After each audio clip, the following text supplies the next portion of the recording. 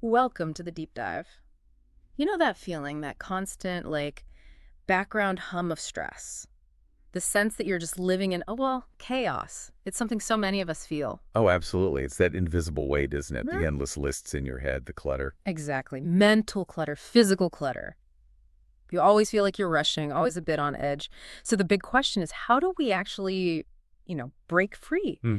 How do we find a way to live that feels calmer, more centered, not just like surviving day to day? Right. Moving from just surviving to actually living. Yeah. So today we're doing a deep dive into a really interesting source that promises some answers. We're tackling that journey, how to turn that chaos into, hopefully, some real calm. And the source we're digging into today is called Five Habits to Go from Chaos to Calm. And it makes a really crucial point right at the start. Okay. Achieving that calm, really dialing down the chaos in your life, Mm, it's not passive. You can't just wait for it to happen. right. It takes effort. Exactly. It demands conscious effort, real dedication. It's work, no doubt about it. But, and this is key, the source insists that every single step you take is absolutely worth it. The payoff is huge. So what's our mission here today? Our mission is basically to pull out the most important insights, those aha moments, Yeah. and the really practical, actionable stuff from this guide. We want to show you, the listener, how focusing on these five specific habits can genuinely reduce stress, cut through the chaos. And lead to some real benefits. Profound personal benefits, yeah. Okay. A more regulated, more fulfilling way of being. Okay, that sounds like exactly the kind of roadmap a lot of us need right now. So let's start where the source starts. It calls this the tot habit, the absolute foundation for turning chaos into calm, practicing mindfulness. Hmm. Now, on the surface, that sounds, well, almost too simple, doesn't it? Just be mindful. But how can something seemingly straightforward be so powerful for our mental health, our resilience? What's really going on there? That's such a good question, because you're right, it sounds simple. But mindfulness is way more than just, taking a deep breath now and then. Mm. It's this deep skill you cultivate. Yeah. The source explains it works on two levels. It's a fundamental concept like being fully present, aware of this moment without judging it. Right. And it's also a daily habit, something you actively build, like a muscle. And it's interesting, the guide points out how widely therapists use it. It's a core tool for stress reduction, anxiety. Hmm. Its effectiveness is pretty well established, So it's got clinical backing. definitely. Yeah. But here's the nuance the source highlights. Practicing it can feel very different for different people. For some, maybe it clicks quickly. But for many others, especially if your mind tends to, race or lean negative. Yeah, if you're always ruminating. Exactly. Then it can be really challenging at first. Yeah. It takes real deliberate effort to gently bring your focus back. Again and again, Mm. like training a puppy, Yeah.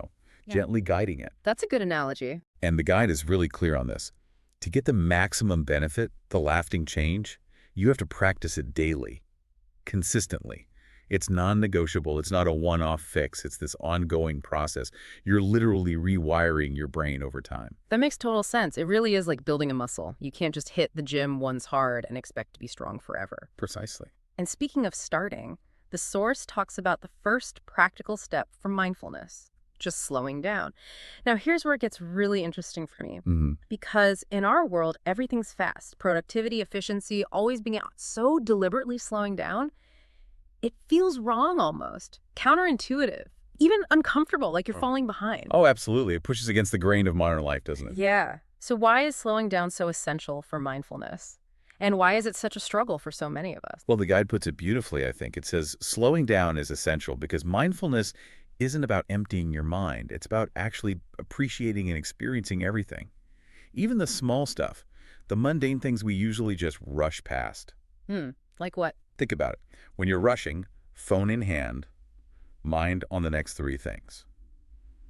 Do you actually taste your coffee? Feel the sun? Hear the birds? Or even just notice your own breathing? Probably not, if I'm honest. Right. We operate at such speed, our brains are often just spinning, worrying about the future, replaying the past. Slowing down creates the space for your awareness to shift, to move from what's next to what's now. Okay, so it's about creating space. Exactly. And the source is smart about it. It doesn't say, quit your job and meditate on a mountain tomorrow. It says, start small, really small. Like how small? Maybe take 5 minutes to just drink your tea mindfully, Feel the warmth, taste it properly, or watch it's a little slower on your way somewhere. Notice your feet hitting the ground. Maybe savor just one bite of your lunch. Really experience it. Okay, manageable steps. Tiny, manageable steps. You gradually build up. These little pockets of presence start to expand. And the ultimate goal, the guide suggests, isn't to schedule mindfulness time like another chore. It's to weave it into your routine so it becomes natural, part of how you live, shifting from frantic doing to calm, conscious being. That's a really powerful way to put it. So, okay, for someone listening who feels overwhelmed, who's just caught in that frantic pace, what does starting small actually do? How do these little moments of slowing down really change things day to day? It means you start literally rewiring your brain's default stress response, Hmm. little by little, by pausing, by breathing, by just being for those few moments. You're teaching your nervous system it's okay to not be constantly rushing. It's beneficial even. So it accumulates. It absolutely accumulates. These micropauses build up. You create this like internal reservoir of calm. Hmm. What felt hard at first starts to feel more natural. You might notice you react less sharply to small annoyances. Less road rage, maybe. Maybe. Or just appreciating simple things more. And that constant mental chatter, it starts to quiet down, even just briefly. That gives you moments of real peace. And over time, that feeling of being constantly knocked around by chaos starts to lessen. You feel a bit more grounded, more able to handle things with, well, with more calm. That sounds like a transformation worth working towards, and it really shows how connected our inner world is to, well, everything else. Mindfulness is internal, but our surroundings play a huge role too, right? Which leads us perfectly into the next couple of habits. They really focus on that interplay between our physical space and our mental space. The source talks about decluttering first, the surprising impact of it. Oh, definitely. The guide is very direct about this. It says pretty much every home, every office has some area of clutter. That infamous junk drawer, maybe, or just piles of stuff we ignore. We all have one. Exactly. And it's tempting to just, shut the door on it or pretend it's not there. But the source warns that this clutter, even if ignored, can quietly start messing with your life in ways you don't even realize. It's more than just messy. It has a real psychological cost. Okay, how so? Well, it digs into why we hold on to stuff. One big reason is sentimental value. We have things tied to memories, right? Letting go feels like losing a part of our past. Especially things from old relationships. Precisely. The guide specifically mentions that. Holding on to those mementos can literally keep you stuck, dwelling on the past, making it harder to move forward and form new connections. It's like a physical anchor to yesterday. That makes sense. What else? Another huge one is the might need later trap. We all do this. Oh, I should keep this broken thing. I might fix it someday, or this gadget part might be useful. Guilty. Right. The source is blunt. Realistically, this never happens. It's this cognitive bias where we overestimate future need and underestimate the current cost of keeping it. And similar is the make something new promise, holding on to old clothes or bits and pieces, thinking you'll magically repurpose them. Yeah, the Pinterest project that never happens. Exactly. The source basically says, be honest with yourself, you probably won't. Let it go.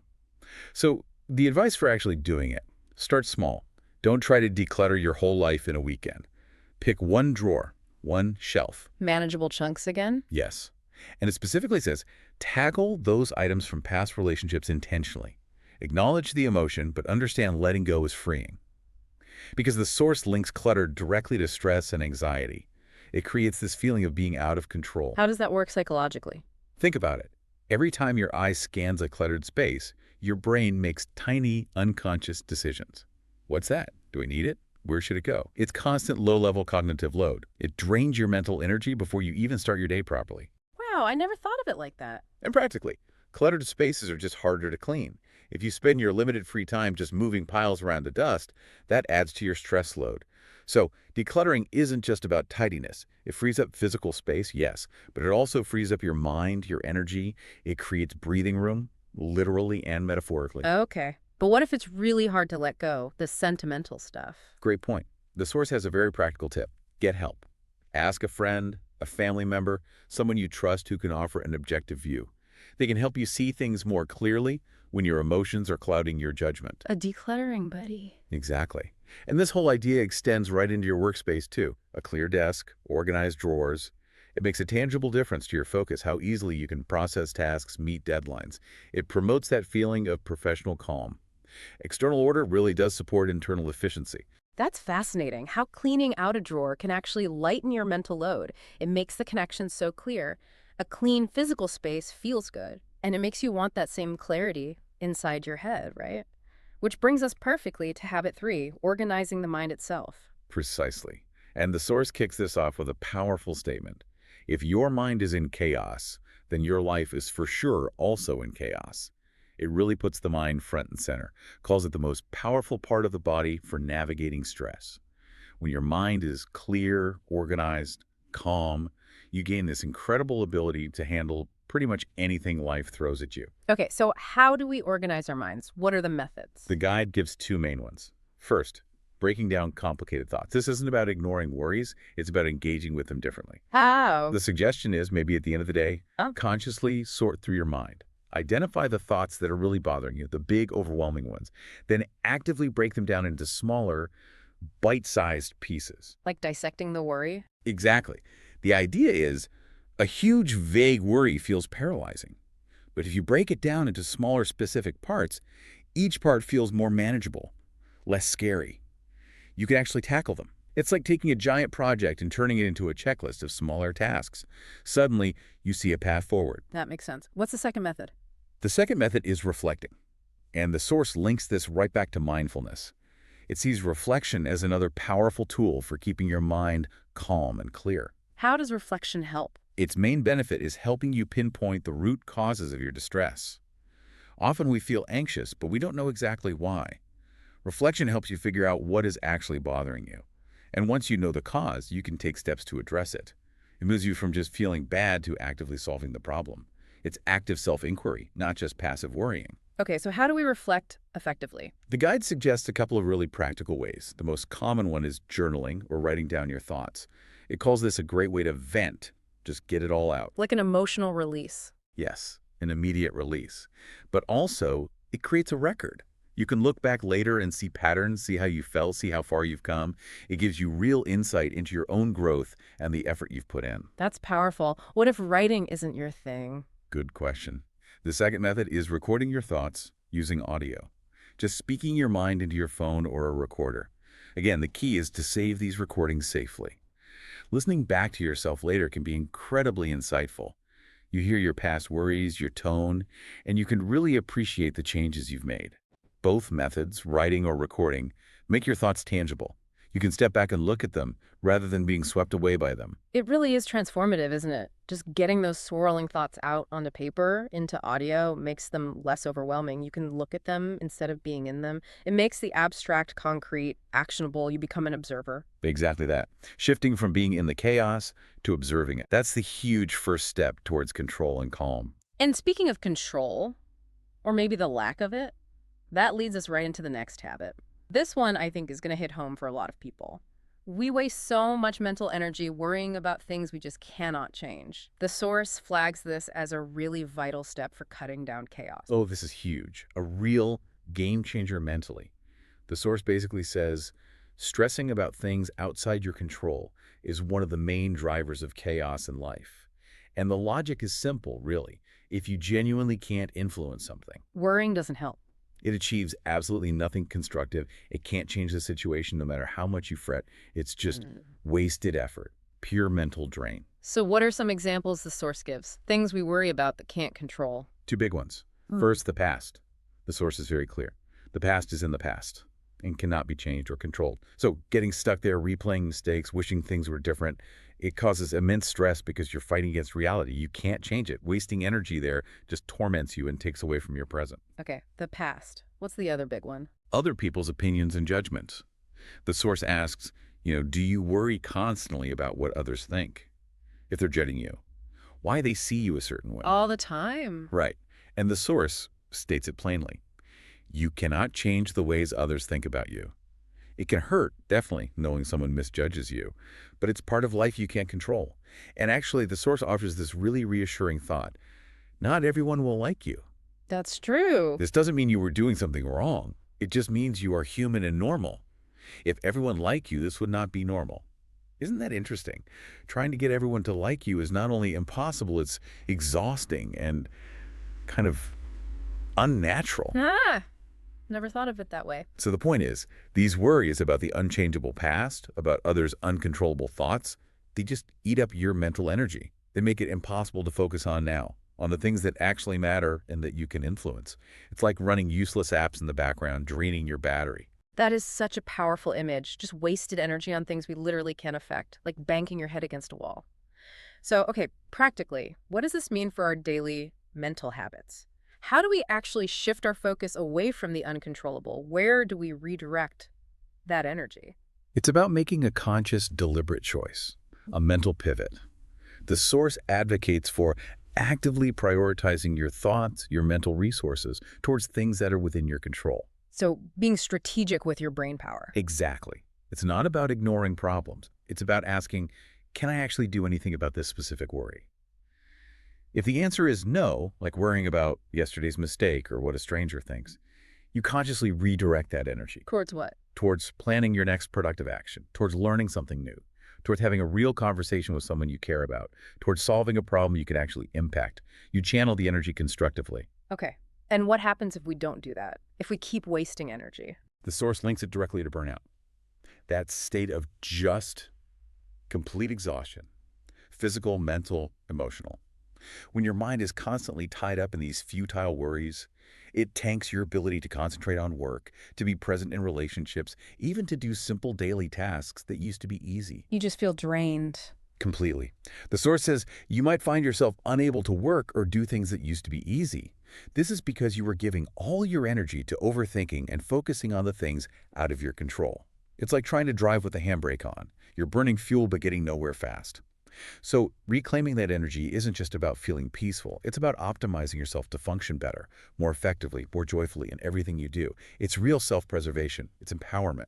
That really connects the dots. How letting go of the uncontrollable isn't just passive acceptance, it's actively reclaiming power. Power over your own focus, your energy, which then improves everything else. Yeah. Productivity, relationships, well-being. It's empowering to know we can choose where to put our thoughts. And that idea of proactive choice leads us perfectly to the final habit, deliberately creating structure for a calmer life through daily routines. The source reassures us routines don't have to be boring or overdone, which is a relief. Absolutely. That's a key point. The source stresses that having some kind of daily routine is pretty essential for a calmer, more fulfilling life. But, and this is crucial, it doesn't have to be some super complicated, rigid schedule that makes you feel trapped. Okay, good. It could be really simple, just a couple things you always do before bed, Yeah. or a specific sequence you follow when you wake up. The power is in the consistency and the intention, not the complexity. So what are the key ingredients for a good chaos-reducing routine according to the source? It details several important ones. First, start your days slowly. This is huge. Waking up late, rushing, immediately facing a huge to-do list that just injects stress right from the start, sets a frantic tone. Sets you up for chaos. Exactly. The suggestion is to prep the night before. Lay out clothes, pack your lunch, tidy your desk, whatever helps. And then wake up with enough time to actually relax a bit before the day hits you. Not just enough time to shower and run. Right. Maybe 5 minutes of quiet, mindful breathing, a slow cup of tea, something to ease you in. It stops that feeling of already being behind before you've even started. Makes sense. What else? Second, getting enough sleep. The source calls this imperative. Going to bed around the same time consistently helps your body's natural rhythm. Skipping on sleep leads straight to exhaustion and a chaotic mind. Good sleep, on the other hand, promotes calm, clarity, helps clear out the mental clutter from the day. It's fundamental, But the foundation for everything else, really. truly. Third is positive thinking. And this isn't just about, pasting on a smile. It's presented as an active habit. When things get chaotic, when your thoughts turn negative, the advice is to consciously try to shift focus back to the positive, or at least the neutral or solvable. Like cognitive reframing. Exactly. It's like training your brain. The source argues strongly that a negative mindset makes everything harder work, relationships, chores, everything. Positive thinking, even just finding one good thing, lightens the load, makes challenges feel more manageable. Okay, start slow, sleep well, think positively. What's the last one? Finally, ending the day with gratitude. The source suggests this might even be the most important part of your day. Even on tough days, consciously choosing to focus on what you're thankful for. How do you do that effectively? The recommendation is journaling, specifically writing down what you're grateful for. It sounds simple, but it really shifts your perspective. It highlights what you do have, fosters appreciation, moves you from lack to abundance. It's a calming way to close the day. That sounds lovely. And the overall message for building your routine is, it has to work for you, your life, your needs. The guide explicitly says, don't feel bad if some advice doesn't fit. Discard what doesn't serve you. That's such a critical point. Personalization, it's not a rigid prescription. It sounds like it involves some trial and error, finding what actually sticks for you, and being okay with letting go of the stuff that doesn't. Can we talk more about that process, navigating the adjustments? Yeah, the source really emphasizes that. It literally says, mindfulness plans also take some trial and error. You will find things that work wonders for you, and you will find things that just don't click. Maybe they feel forced, or they just aren't practical for your situation. And that's okay. Totally okay. The guide says this is okay. It's not about finding the perfect plan on day one or copying someone else's routine exactly. It's this ongoing dynamic process. You try something, see how it feels, adjust it, maybe drop it, try something else. It's about experimenting, being mindful of what helps you. So the goal isn't perfection. Not at all. The measure of a good routine isn't how rigid it is or how much it looks like some ideal. It's simply, does it help you move forward? Does it help you handle things better? Does it foster that sense of gratitude for your life? It's about progress, finding what genuinely supports your journey to calm, not someone else's. So there we have it, 5 really powerful and clearly interconnected habits. Mindfulness, decluttering, both physical and mental, organizing your mind, Right. letting go of stressing about the uncontrollable, and building a supportive daily plan. The source really holds to that promise practice these daily, weave them into your life, and it can genuinely completely change your life. Hmm. But it also acknowledges realistically, some will feel easier than others, some might click right away, others, well, there'll be a challenge.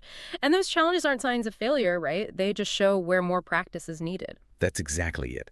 Connecting it to the bigger picture. These are magic wands. The guide is clear. Habits do not form overnight. If you want these to become second nature, easy, automatic, it takes time. It takes patience with yourself. It takes consistent practice. Persistence is key. Absolutely crucial. Showing up for yourself day after day, even when it's imperfect. It's a journey of small steps, tiny adjustments, not some giant leap. Yeah. And every bit of consistent effort builds on itself, moving you towards that calmer, more regulated, more fulfilling life you're aiming for. Definitely.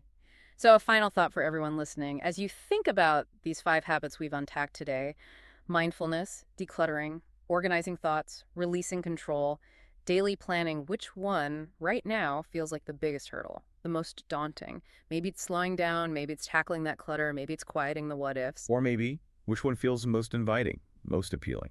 Like a natural place you could start, even in a tiny way, tomorrow. Exactly. Just consider how picking even one of these and committing to that small, daily, maybe imperfect practice, how that could be the very first ripple, the start of shifting the balance from chaos towards a deeper, more lasting calm in your own life.